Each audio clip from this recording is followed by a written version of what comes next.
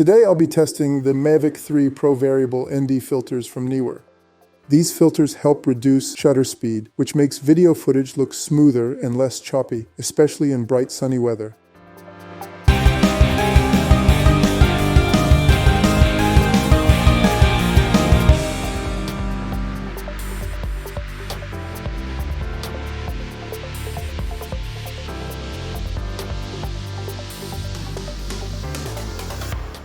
The set includes two filters that together cover a wide range from ND2 all the way to ND512, which is pretty incredible. The first filter goes from ND2 to ND32, while the second one covers ND64 to ND512.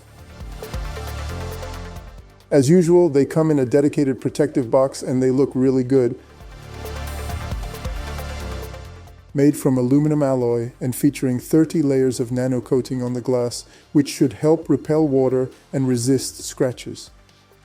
Unlike standard ND filters, variable ND filters let you adjust the darkness by rotating the glass, much like a polarizer.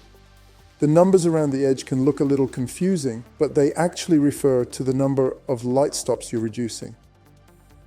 When I rotate the circular glass, you can clearly see how the darkness level changes. This is achieved using the same principle as polarizer filters. Since a VND is basically two polarizers rotating against each other, that design introduces some potential issues which we'll get into later in the video. Now let's install it on the Mavic 3. Removing the front glass is super easy, much easier than it was on the Mavic 2. Just rotate counterclockwise and it pops off. I'll install the darker filter since I mainly want to test ND64 and above. It fits perfectly and looks pretty cool on the drone too. Before flying, you need to adjust the filter's strength. I'm setting mine to the lightest setting on the ND64 filter since that's already strong enough for daytime flying.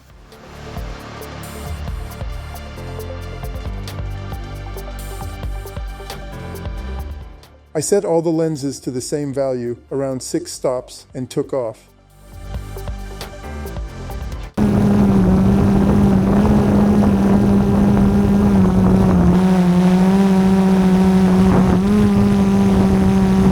By the way, if you're wondering how I got those selfie clips while flying, I'll have a DIY video on that coming up next. Here's a test shot I captured using the filter. Some of you might already notice the issue. Watch closely and look at both sides of the frame. You can see how the left side is underexposed while the right side looks overexposed. This uneven exposure or extreme vignetting is one of the known issues with variable ND filters.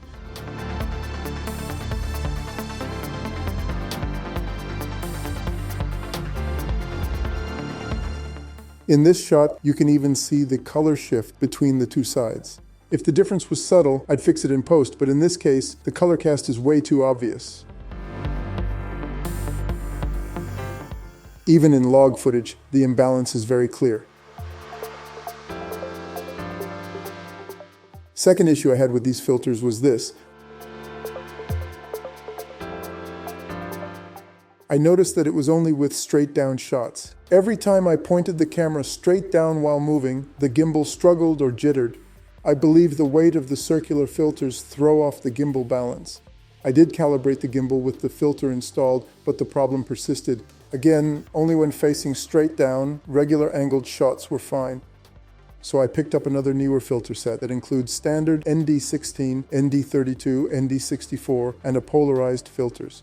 The builds seem similar, both are made from same metal housing material.